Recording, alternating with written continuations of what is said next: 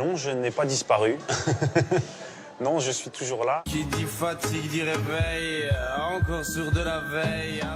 En gros, j'avais vraiment besoin d'enlever tout ce que j'avais sur les épaules. C'était toute cette pression qu'amène le succès. On a parlé de maladies, de plein de choses. Il y avait une grosse fatigue. Il y avait une grosse fatigue physique. Il y a eu un élément déclencheur qui était la prise de ce médicament qui est de l'Ariam. Et donc voilà, je me suis reconstruit. Il me fallait le temps de me reconstruire et tout ça parce que c'était quand même pas super chouette.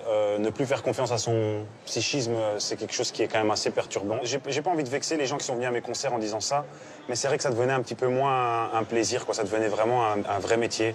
Et je me suis pas tout à fait rendu compte de ça.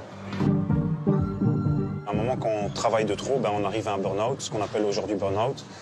Et moi, je crois que je suis arrivé à un moment où j'en avais assez. Je pense que j'étais arrivé à une limite. Dans vos concerts, ce public chantait presque joyeusement des textes sombres. C'est paradoxal. Vous en étiez conscient? J'en étais conscient, évidemment, mais après, moi, c'est mon envie d'essayer de célébrer la vie avec tout ce qui est là de magnifique et d'horrible aussi. Le mot que je préfère, c'est la mélancolie. J'ai toujours répété ça parce que je trouve que c'est un mot qui est ni joyeux ni malheureux. Et c'est ce que, pour moi, est la vie, quoi. Elle n'est pas joyeuse ni malheureuse. Elle est comme elle est, avec les bons et les mauvais moments. Alors, on ne vous avait pas entendu chanter sur scène, sauf le 28 mars dernier, à Bruxelles, avec Orelsan.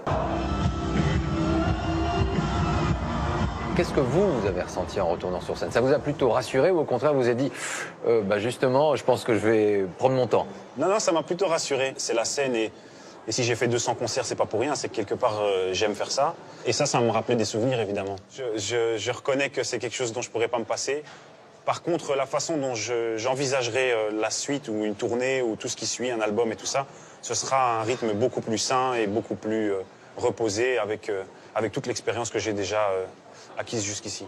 Je disais, j'ai l'impression que je suis un peu plus en paix avec moi-même. C'est le cas? Oui, beaucoup plus que les 2 années de frénésie que j'ai pu connaître. Je passe des meilleurs moments, quoi. Ils ont beaucoup plus de saveur parfois.